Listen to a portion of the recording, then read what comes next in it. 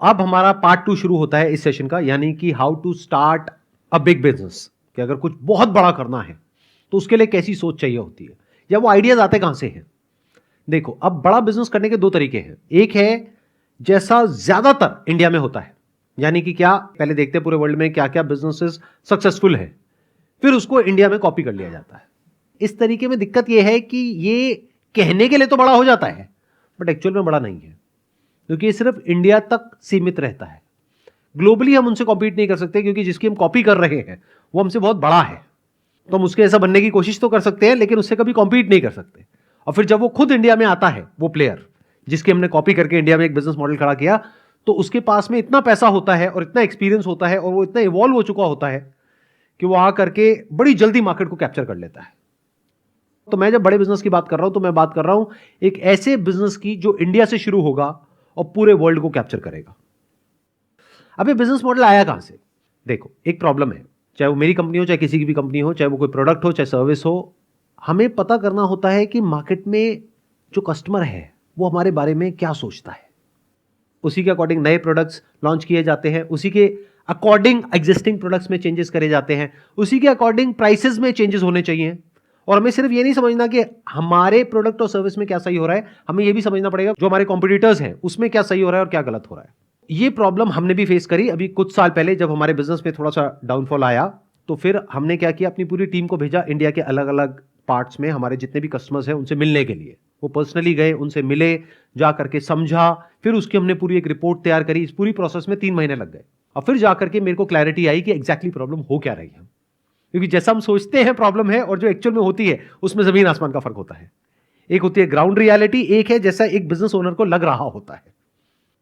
तो ground reality हमारे सामने आई जब ये पूरी एक्सरसाइज हुई, जब पूरे इंडिया में अलग अलग लोग गए, हमारी टीम के अलग अलग कस्टमर्स से मिले, और फिर समझ आया कि अच्छा ये पैटर्न है कि 100 में से 50 कस्टमर्स बोल रहे हैं ये प्रॉब्लम है, जिसके बारे में हमने सोचा ही नहीं, हम तो कहीं और ही काम कर रहे थे। 20 ने बोला ये प्रॉब्लम है, 10 ने बोला ये प्रॉब्लम है, 5 ने बोला ये प्रॉब्लम है। तो ये टॉप 4 हमारी प्रॉब्लम्स है जिसका हमको सोल्यूशन निकालना है। वो हमने किया और बिजनेस ग्रो करने लग गया। अगर मैं ये नहीं करता, यानी मार्केट से फीडबैक नहीं लेता और खुद ही कुछ करता रहता, तो क्या होता, वो बिजनेस बंद हो जाता, जैसा पास्ट में बहुत सारी कंपनीज के साथ में हुआ। जैसे एक टाइम पे नोकिया, आप में से कितनों ने नाम सुना है नोकिया का? बहुतों ने तो सुना भी नहीं होगा, क्योंकि तब आप पैदा ही नहीं हुए थे। एक जमाना होता था जब नोकिया पूरे वर्ल्ड का लीडर था मोबाइल फोन्स में, लेकिन फिर जब स्मार्टफोन आए तो वो समझ नहीं पाया कि मार्केट किस तरफ जा रही है।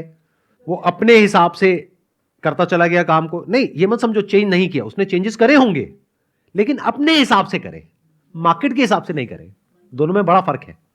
तो ये कितनी बड़ी प्रॉब्लम है, चाहे कोई बड़ी कंपनी हो, चाहे मिड साइज की कंपनी हो, चाहे छोटी कंपनी हो, चाहे कोई अपना नया बिजनेस शुरू करने वाला है, उसे पता होना चाहिए ना कि मैं इस बिजनेस में एंटर कर रहा हूं, इसमें ऑलरेडी ये कंपनीज हैं, उसका क्या चल रहा है, उसके हिसाब से इंसान गैप ढूंढ सकता है। तो सबको ऐसी एक रिपोर्ट की जरूरत है जो कि कुछ सेकंड्स के अंदर अंदर उसको मिल जाए और 3 महीने ना लगाने पड़े और लाखों रुपए ना खर्चने पड़े। पूरे वर्ल्ड में ऐसा कोई सॉल्यूशन नहीं है कि इंस्टेंटली एक कंपनी को यह समझ आ जाए। फॉर एग्जांपल, एक मोबाइल फोन की कंपनी है, उसको यह समझ आ जाए कि जो भी लोग मेरे एग्जिस्टिंग कस्टमर्स हैं वो क्यों खरीद रहे हैं मेरा मोबाइल फोन, उसमें उनको क्या अच्छा लग रहा है, क्या बुरा लग रहा है, प्लस जो मेरे कॉम्पिटिटर्स का मोबाइल फोन खरीद रहे हैं उसमें उनको क्या अच्छा लग रहा है, क्या बुरा लग रहा है। अगर ये कुछ सेकंड्स के अंदर एक डेटा एक कंपनी तक पहुंच जाता है, तो डेटा कितना इंपॉर्टेंट है उसके लिए। और डेटा सिर्फ एक सैंपल साइज का नहीं, जैसे नॉर्मली फीडबैक्स होते हैं कि शॉपिंग मॉल में कुछ बंदों को भेज दिया और बोल दिया कि फॉर्म भर दो। बहुत बार तो वो जो पर्सन होता है वो खुद ही फॉर्म भर के आगे सबमिट कर देता है, उल्टे पुल्टे साइन करके कि लो जी हो गया फीडबैक। अभी it's like hitting in the dark, बिना डेटा के या विद लिमिटेड डेटा के। मतलब अभी कंपनीज कैसे एक्ट करती है, based upon what they think, what their people think, which is very different from what the market think. चलो मैं आपसे पूछता हूं, आप सब कंज्यूमर्स हो किसी ना किसी प्रोडक्ट के, किसी ना किसी सर्विस के। क्या आप सारे प्रोडक्ट से, सारे सर्विसेज से सेटिस्फाइड हो? नहीं हो। क्या ये बात उन कंपनीज को पता है? नहीं पता है, या पता भी है तो बहुत ही लिमिटेड वे में पता है। तो अब यहां से ये आइडिया आया था मेरे माइंड में कि कुछ ऐसा करना चाहिए, मतलब ये प्रॉब्लम सॉल्व होनी चाहिए, ये बहुत इंपॉर्टेंट है। और ये प्रॉब्लम सब जगह है, इंडिया में है, यूएस में, यूके में है, यूरोप में है, पूरे वर्ल्ड में है ये प्रॉब्लम। इसका कोई सोल्यूशन निकलना चाहिए, यानी कि कंज्यूमर और ब्रांड के बीच में एक डायरेक्ट कनेक्शन होना चाहिए। ये जो आइडिया है, this is a big business idea, ये कोई छोटा बिजनेस आइडिया नहीं है। तो ये काम 5-7-10 लाख रुपए में नहीं होगा। इसके लिए ideally you need to be someone from the tech background, और आपको कोई ऐसा को फाउंडर चाहिए जो कि बिजनेस बैकग्राउंड से हो। तो इसमें दोनों नॉलेज चाहिए, बिजनेस की भी नॉलेज चाहिए और टेक की भी नॉलेज चाहिए। तो आइडियली इस आइडिया को अगर बड़ा बनाना है तो 2 या 3 को फाउंडर्स होने चाहिए या 4 को फाउंडर्स होने चाहिए, जिसमें से कोई टेक बैकग्राउंड से हो और कोई बिजनेस बैकग्राउंड से हो। फॉर एग्जाम्पल, किसी ने IIT से इंजीनियरिंग कर रखी है और किसी ने IIM से MBA किया हुआ है। अब ये दोनों साथ में आ गए और कहा कि अब हम मिल करके कुछ बनाते हैं। इसमें हमें क्या करना है कि एक प्लेटफॉर्म बनाना है। उस प्लेटफॉर्म पे आप सब जो कंज्यूमर्स हो, आप जाओगे, वहां पे अलग अलग प्रोडक्ट कैटेगरीज होंगी, उन प्रोडक्ट कैटेगरीज के अंदर ब्रांड्स होंगे। मान लो स्मार्टफोन एक प्रोडक्ट कैटेगरी है, उसके अंदर जितने भी स्मार्टफोन के ब्रांड्स हैं उन सबके नाम आ गए। उसमें से आप सिलेक्ट करोगे आप कौन सा यूज कर रहे हो, और उसके साथ में यानी कि विद प्रूफ एक शॉर्ट वीडियो अपलोड करोगे जिसमें वो प्रोडक्ट दिख रहा होगा। तो सुबह से रात तक आप कितने प्रोडक्ट्स यूज करते हो, right from toothpaste to a bike और अ कार। सोचो, लगाओ दिमाग, कितने प्रोडक्ट्स, कितनी सर्विसेज यूज करते हो? हजारों। आपको क्या करना है, एक प्लेटफॉर्म है, एक वीडियो रिकॉर्ड करी, प्रोडक्ट कैटेगरी को सिलेक्ट किया, मानो स्मार्टफोन, उसमें से जो स्मार्टफोन आप यूज कर रहे हो उसको सिलेक्ट किया, और उसके लिए पहले से, इसीलिए मैंने कहा ना कि ऐसा भी पर्सन चाहिए जो बिजनेस की अंडरस्टैंडिंग हो, यानी जिसने MBA किया हो। तो उसने पहले से ही स्मार्टफोन्स के लिए एक क्वेश्चनर बनाया हुआ है कि स्मार्टफोन मतलब क्या, कि डिजाइन के बेस पे आप इस स्मार्टफोन को कितनी रेटिंग देते हो 5 में से, प्राइस के बेस पे कितनी रेटिंग देते हो, स्पीड के बेस पे कितनी रेटिंग देते हो, या जो भी होता है उसके बेस पे कितनी कितनी रेटिंग देते हो। तो मान लो 10 क्वेश्चंस हैं, इसका आपको सिर्फ सिलेक्ट करना है on a scale of 1 to 5। अब सवाल उठेगा आप ये क्यों करोगे, इतना वेला टाइम किसके पास में है, उस पर अभी मैं आऊंगा। रुक जाओ आराम से सुनना।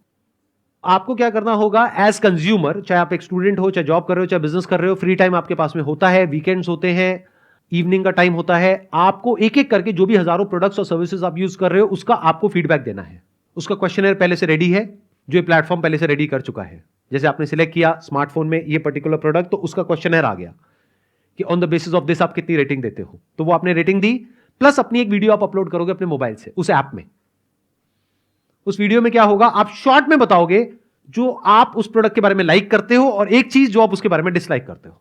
अब आपको ये सुनने में छोटा लग रहा होगा, बट कंपनी के पॉइंट ऑफ व्यू से कितना इंपॉर्टेंट है data, you can't even imagine in the wildest of your dreams.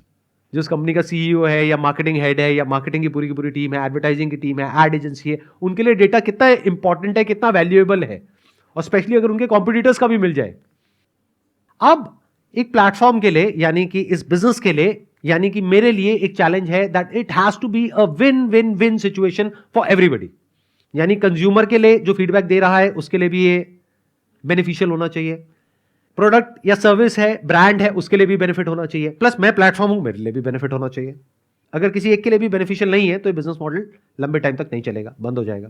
तो अब एक एक करके देखते हैं किसके लिए क्या बेनिफिट है। ये हमें क्लियर हो गया कि प्रोडक्ट के लिए, ब्रांड्स के लिए कितना बड़ा बेनिफिट है अगर ये डेटा जेन्युइन हो और वॉल्यूम में मिल जाए, यानी करोड़ों लोगों का डेटा एक जगह पर, जहां पे हमने कुछ फिल्टर्स लगाए। मैं एक ब्रांड हूं, मैंने फिल्टर्स लगाए कि इस पर्टिकुलर एज ग्रुप में ये प्रोडक्ट जो यूज कर रहे हैं उनका क्या टेक है, और उस पूरे डेटा को कंपाइल करके चार्ट्स में कन्वर्ट कर दिया जाए कि on the basis of these many people ये डेटा ये बोल रहा है। तो ब्रांड के लिए तो ये बहुत कमाल का डेटा हो गया, नंबर 1। अब प्लेटफॉर्म कैसे कमाएगा और कंज्यूमर कैसे कमाएगा, उसका क्या फायदा है, समझो। इंडिया में एक बहुत बड़ी प्रॉब्लम है, वो क्या है कि यहां पे जो लो इनकम ग्रुप है या मिडिल इनकम ग्रुप है वो बहुत बड़ा है, दैट्स अराउंड 97%। मतलब इंडिया में 97% ऐसे लोग हैं जो महीने का 50,000 से कम कमाते हैं, और फैमिली है मानो 4 लोगों की, 5 लोगों की, 6 लोगों की, 20-30-50,000 रुपए में कुछ नहीं होता है आज के टाइम में। समझ आ गई प्रॉब्लम, ये पेन एरिया समझ आया ना।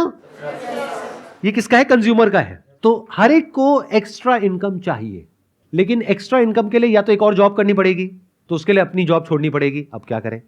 दूसरा, बिजनेस करना पड़ेगा, उसके लिए भी पैसा चाहिए, रिस्क उठाना पड़ेगा। तो क्या हो अगर आपको कहा जाए कि आपको कुछ नहीं करना, अपने मोबाइल से जितने भी प्रोडक्ट्स और सर्विसेज आप यूज कर रहे हो, वैसे भी टाइम पास के लिए रील्स तो अपनी बनाते रहते हो, यूट्यूब पे शॉर्ट्स डालते रहते हो, तो इस प्लेटफॉर्म पे आपको अपलोड करने हैं अपने जेन्युइन फीडबैक। अब जब भी कोई ब्रांड उस डेटा को एक्सेस करेगा तो उसके 1000 रुपए देगा एक फीडबैक के। उसमें उसको क्या मिल रहा है? एक वीडियो मिल रही है जिसको वो एज अ टेस्टिमोनियल यूज कर सकता है अपने सारे सोशल मीडिया प्लेटफॉर्म्स पे, अपनी वेबसाइट पे, सब जगह पर, अपने एड कैंपेन में। ये राइट आपने उस प्लेटफॉर्म को दे दिया है, आपको कोई दिक्कत नहीं है, क्योंकि आप एक्चुअल में उस प्रोडक्ट को यूज कर रहे हो। तो अब ये फेक एडवर्टाइजिंग नहीं है, रियल एडवर्टाइजिंग है। ध्यान से समझना दोनों में डिफरेंस। फेक एडवर्टाइजिंग क्या होती है कि एक ब्रांड ने एक मॉडल को हायर किया और आकर के दिखा रहा है या दिखा रही है कि देखो ये यूज कर रहे हैं, सबको पता है सब नकली है। एक है real advertising, real feedback, real testimonial. इसकी क्या वैल्यू है? जैसे मेरा अपना एक बिजनेस है, अगर सोचो मेरे एक्चुअल कस्टमर्स का फीडबैक मुझे मिल जाए और उसका राइट मिल जाए कि मैं अपनी वेबसाइट पे लगा सकूं वो टेस्टिमोनियल्स, वो वीडियोस, उनकी फोटोज, जो वो कह रहे हैं मेरे प्रोडक्ट के बारे में, उसको कोटेशन में डाल करके उनके नाम के साथ, डिटेल के साथ मैं लिख सकूं, तो ये डेटा मेरे लिए कितना इंपॉर्टेंट है। इससे ट्रस्ट बिल्ड होता है। तो क्या इसके लिए ब्रांड 1000 रुपए एक फीडबैक का दे सकता है? नहीं दे सकता है, बड़े आराम से दे सकता है।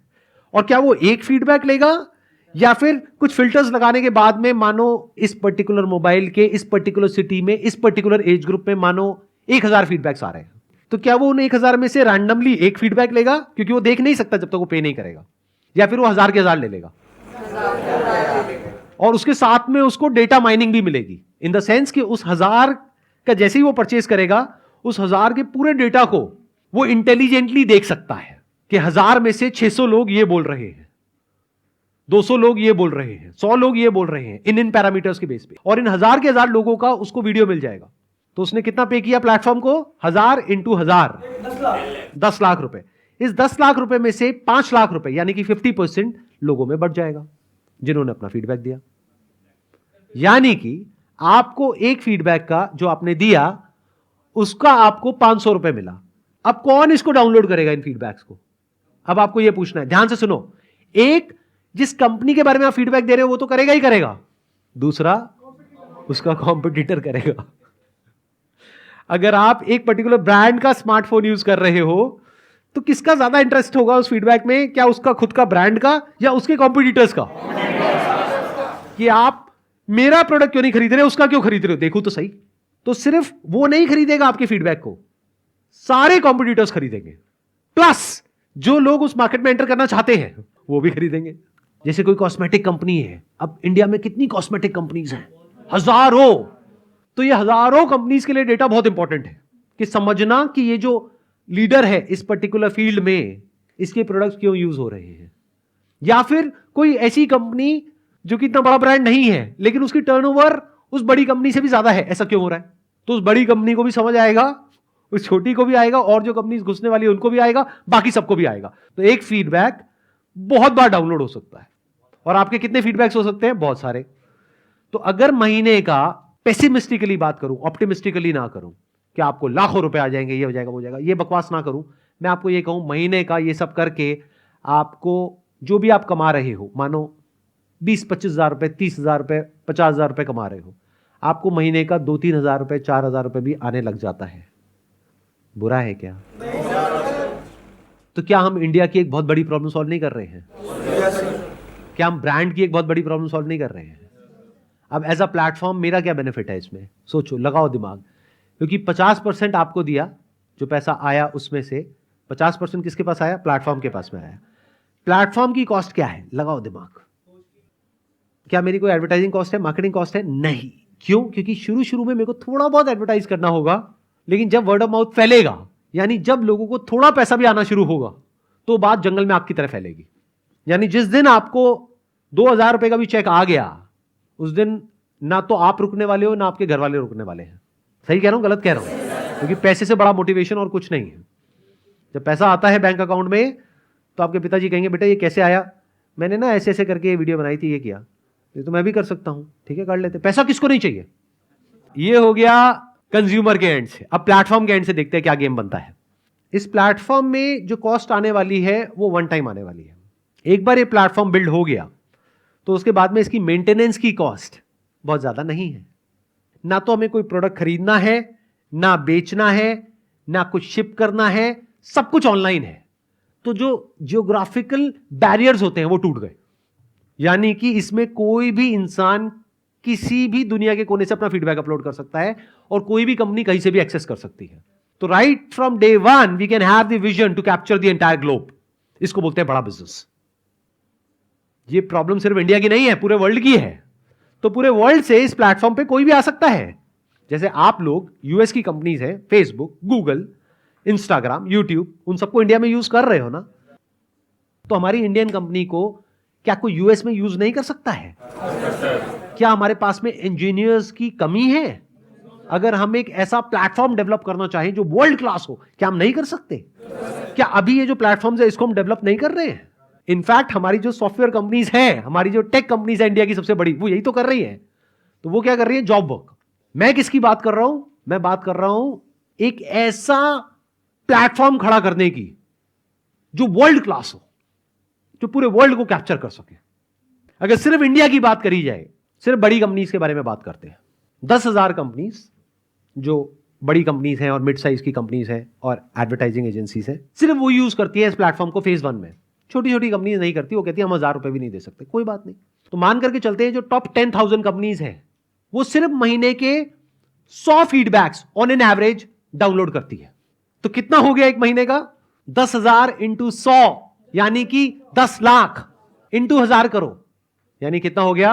100 करोड़ रुपए एक महीने का. साल का कितना हुआ? 1,200 करोड़. 1,200 करोड़ में से कितना बट गया पब्लिक में? 600 करोड़. उसमें से उस कंपनी का खर्चा कितना आया? जैसे आजकल जो स्टार्टअप्स हैं वो क्या कर रहे हैं, बिजनेस मॉडल ऐसा बनाते हैं कि 10 साल तक पैसा लगाना पड़ता है, उसके बाद में शायद जाकर के कहीं प्रॉफिट आता है. 10 साल तक लॉस है. मैं क्या बात कर रहा हूं, एक ऐसा बिजनेस मॉडल जो 2 से 3 साल में, मैक्सिमम 4 साल में प्रॉफिटेबल हो. क्योंकि जब 1,200 करोड़ की टर्नओवर हुई तो 600 करोड़ तो बट गया, और जो हमारी कॉस्ट आई उस प्लेटफॉर्म को मेंटेन करने की, सैलरीज की, इसकी उसकी, क्योंकि इसमें बहुत बड़ी टीम नहीं चाहिए, इसमें टेक चाहिए, तो 100 करोड़ वो निकाल दो, बचा कितना? 500 करोड़. अब एक ऐसा बिजनेस जिसका इतना बड़ा पोटेंशियल है, उसका पीई मल्टीपल क्या होगा? पीई मल्टीपल होता है प्राइस टू अर्निंग रेशियो. ऐसी कंपनी का पीई मल्टीपल होगा कम से कम भी 40 से 50. तो अगर 40 का पीई मल्टीपल है, 500 करोड़ को 40 से मल्टीप्लाई करते हैं तो उसकी वैल्यूएशन हो गई 20,000 करोड़. और ये इस कंपनी का एंड नहीं है, ये सिर्फ इस कंपनी का एक स्टार्टिंग पॉइंट है. बड़ी कब होगी? जब ये पूरे वर्ल्ड में फैल जाएगी, तब इसका असली जो पोटेंशियल है वो अनलॉक हो जाएगा. सर जो कस्टमर है वो एक दिन रिव्यू दे रहा है, 2 दिन रिव्यू दे रहा है, लगातार मतलब 1-2 महीने दे रहा है, फिर वो लगातार देता क्यों रहेगा अगर उसे लगातार पैसे नहीं मिले तो?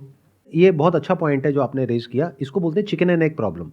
मतलब ये कि जब तक लोग इस पे अपने फीडबैक्स अपलोड नहीं करेंगे तब तक बड़े ब्रांड्स नहीं आएंगे. जब तक ब्रांड्स आकर के पे नहीं करेंगे तब तक कंज्यूमर नहीं आएगा. ये प्रॉब्लम हर मार्केट प्लेस फेस करती है, हर सोशल मीडिया प्लेटफॉर्म फेस करता है, इनफैक्ट हर प्लेटफॉर्म फेस करता है. इन अदर वर्ड, जब तक यूट्यूब पे कंटेंट नहीं होगा कोई देखेगा नहीं. जब तक कोई देखेगा नहीं, ऐड नहीं चलेगी. ऐड नहीं चलेगी तो क्रिएटर को पैसा नहीं मिलेगा. पैसा नहीं मिलेगा तो कब तक अपलोड करेगा. लेकिन अगर ये काम कंपनी तेजी से नहीं कर पाई तो उसके लिए प्रॉब्लम हो जाएगी. जैसे हमारे लिए ये काम करना बहुत आसान है. अगर मैं खुद ये बिजनेस करूं तो मेरे लिए तो बहुत आसान है. क्यों? मेरी कंज्यूमर रीच क्या है? अगर मैं बात करूं अपनी कंज्यूमर रीच की, तो मेरी कंज्यूमर रीच क्या है? Not 27 million, my consumer reach is more than 50 million. क्योंकि अभी आपने सिर्फ यूट्यूब की बात करी, अगर आप पूरे सारे प्लेटफॉर्म्स को कंबाइन कर दो और डायरेक्टली और इनडायरेक्टली कंबाइन कर दो, क्योंकि मेरा एक नेटवर्क है पूरा का पूरा. अगर मैं आज चाहूं तो सिर्फ अपने प्लेटफॉर्म के थ्रू नहीं, जिसको कहूंगा वो इन्वाइट करने के लिए तैयार बैठा है मेरे को अपने प्लेटफॉर्म पे. तो मेरी इनडायरेक्ट रीच अगर आप बात करोगे तो वो कम से कम भी नहीं तो 10 करोड़ है. मेरे ट्रस्ट के बेस पर कम से कम भी नहीं तो 10 लाख लोग आ जाएंगे प्लेटफॉर्म पे, जो आकर के अपने फीडबैक्स डालने लग जाएंगे. तो एक प्रॉब्लम हमारी सॉल्व हो गई. दूसरी प्रॉब्लम, क्लाइंट्स कहां से आएंगे? इमेजेस बाजार में हमारे क्लाइंट्स कौन है? छोटे मोटे बिजनेसेस या फिर जो बड़े बिजनेसेस हैं और जो बड़ी एजेंसीज हैं. जितने भी बड़े ब्रांड्स हैं इंडिया में, जितनी भी बड़ी कंपनीज हैं इंडिया में, वो सब ऑलरेडी हमारे कस्टमर्स हैं. तो हमारी ये प्रॉब्लम भी सॉल्व हो गई. उनके साथ में ऑलरेडी हमारी एक रिलेशनशिप है. तो मुझे प्लेटफॉर्म बनाना है, आप लोगों को बताना है ये प्लेटफॉर्म है जहां से आप कमा सकते हैं. इधर से उन एजेंसीज को बताना है जो ऑलरेडी हमारे कस्टमर्स हैं, जिनके साथ ऑलरेडी हम बहुत अच्छा बिजनेस कर रहे हैं, कि देखो आपके बेनिफिट के लिए ये भी हमने इंट्रोड्यूस किया है, और उसको हम प्रमोट कर देंगे अपने प्लेटफॉर्म से. तो वहां पे एक झटके में हमारे पास ब्रांड्स भी आ जाएंगे और कंज्यूमर्स भी आ जाएंगे. तो ये चिकन एंड एग वाली प्रॉब्लम सॉल्व हो गई. तो जो इंसान इसको करेगा, क्योंकि मैं तो नहीं करूंगा, मेरा इंटरेस्ट नहीं है, यानी दुनिया का सबसे अमीर आदमी बनने में, वॉट एवर, मेरा इस सब में कोई इंटरेस्ट नहीं है. तो जिसका भी इंटरेस्ट है उसको दोनों प्रॉब्लम सॉल्व करनी पड़ेगी. पहली, उसको बहुत सारे कंज्यूमर्स तक पहुंचना पड़ेगा। तो उसका तरीका क्या है, उसको इन्फ्लुएंसर्स के थ्रू पहुंचना पड़ेगा। प्लस ब्रांड्स के लिए भी उसके पास में एक सेल्स टीम और मार्केटिंग टीम होनी चाहिए जो कि उन ब्रांड्स को अप्रोच करे। और फेज 1 में सिर्फ बड़े बड़े ब्रांड्स को टैप किया जाएगा, या फिर बेटर स्टिल सिर्फ एक कैटेगरी से शुरू किया जाएगा। जैसे फ्लिपकार्ट ने जब अपना बिजनेस शुरू किया था तो सिर्फ बुक से किया था, अमेजॉन ने जब किया था बुक से किया था, बाद में धीरे धीरे और भी प्रोडक्ट्स ऐड हो गए। तो यहां पे क्या किया जा सकता है, सिर्फ स्मार्टफोन से शुरू किया जा सकता है। काम आसान हो गया। स्मार्टफोन के कितने ब्रांड्स हैं इंडिया में, 15, 20, 30। तो इन 30 कंपनीज को ही तो अप्रोच करना है। 30 कंपनीज को अप्रोच करने के लिए कितनी बड़ी मार्केटिंग टीम चाहिए, 2-3 लोग भी बहुत है। तो स्मार्टफोन से शुरू किया जाएगा इस बिजनेस मॉडल को, फिर धीरे धीरे एक्सपैंड कर दिया जाएगा। तो इससे हमारी वो प्रॉब्लम सॉल्व हो जाएगी। नहीं तो एक साथ अगर हम करोड़ों प्रोडक्ट्स निकाल देंगे तो हम फंस जाएंगे। तो फेज 1 में इसको सिर्फ एक कैटेगरी से शुरू किया जाएगा जहां पे इसकी सबसे ज्यादा नीड है। And smartphone is the best category for this kind of a business model, क्योंकि वहां पे कितनी तेजी से चेंज हो रहा है। हर थोड़े दिन बाद कोई नया मॉडल आ रहा है। तो जब कोई नया मॉडल आएगा तो उनको दोबारा से फीडबैक चाहिएगा उस नए मॉडल का, उसके कॉम्पिटिटर्स को भी चाहिएगा। तो बिजनेस बहुत तेजी से घूमेगा। फिर बाद में धीरे धीरे जब कंज्यूमर्स आ गए और ये आ गए और एक साइकिल बन गई, तब और एक और कैटेगरी को इंट्रोड्यूस किया जाएगा, फिर एक और, फिर एक और, फिर एक और। सर आपने जैसे अभी बोला कि हमें बड़ी बड़ी कंपनीज तक रीच करना है उसके लिए, लेकिन अभी तो हमने स्टार्ट किया, हम बड़ी बड़ी कंपनी तक रीच कैसे करेंगे? तो ये बिजनेस मॉडल आपके लिए नहीं है ना। मैंने कब कहा ये आपके लिए है, मैंने कब कहा ये सबके लिए है।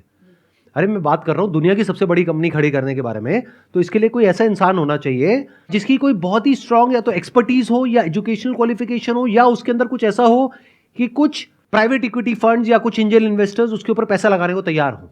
तब वो इतना बड़ा बिजनेस खड़ा करने के बारे में सोच सकता है, नहीं तो नहीं सोच सकता। तभी मैंने इस सेशन को 2 पार्ट में डिवाइड किया, small business and big business. आप ये सोचो मैं अकेला ये बिजनेस खड़ा कर दूंगा, अरे ना भैया, इसमें शुरू में लगेंगे 5-10 करोड़ रुपए। तो 5-10 करोड़ रुपए लगाने के लिए भी होना चाहिए। जो एंजल इन्वेस्टर्स हैं या जो इन्वेस्टर्स हैं उनकी कमी नहीं है हमारी कंट्री में। वो ऐसे ऐसे बिजनेसेस को फंड कर रही है जहां पे प्रॉफिटेबिलिटी का दूर दूर तक कोई नामो निशान नहीं है, फिर भी उनको फंडिंग मिल रही है $500 मिलियन की, $1 बिलियन की। अरे तो ये बिजनेस तो क्लियर है, इसको फंडिंग नहीं मिलेगी क्या $10 मिलियन की? अगर फाउंडर्स तगड़े हो तो ये बिजनेस मॉडल हर एक के लिए है ही नहीं। इनफैक्ट हर काम हर एक के लिए नहीं होता है। जैसे बिजनेस हर एक के लिए नहीं होता है, जॉब हर एक के लिए नहीं होती है, ऐसे हर काम हर एक के लिए नहीं होता है। ये सिर्फ उन लोगों के लिए है जो एक्चुअल में कुछ बहुत बड़ा सोच रहे हैं और कुछ बहुत बड़े लेवल पे करने का दम भी रखते हैं। अगर आपके पास में इतने रिसोर्सेज नहीं है या वो कैपेबिलिटी नहीं है कि आप ये प्लेटफॉर्म बिल्ड कर सकें या इतने बड़े लेवल पे चीज़ों को एग्जीक्यूट कर सकें, तो प्लीज़ इस बिजनेस के बारे में मत सोचिएगा। तो जो पार्ट 1 में हमने बात करी थी स्मॉल बिजनेस के बारे में, that's a better way of starting. और जरूरी नहीं है जो मैंने कहा वही करना है कि अब सारे 99 ज्वेल्स खोल करके बैठे हैं गली गली में। नहीं, यू कैन अंडरस्टैंड कि मैं क्या कह रहा हूं, किस तरीके से कह रहा हूं। उस थॉट प्रोसेस को समझना ज्यादा जरूरी है, क्योंकि वहां से you will get that clarity of thought कि जिसके बेस पे जो आप करोगे there is a strong possibility कि वहां पे आपको सक्सेस मिलेगी।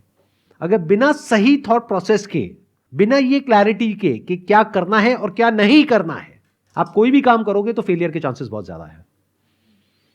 तो समझना है तो ये मत समझो कि मैंने कुछ कहा बस उसको कॉपी करना है।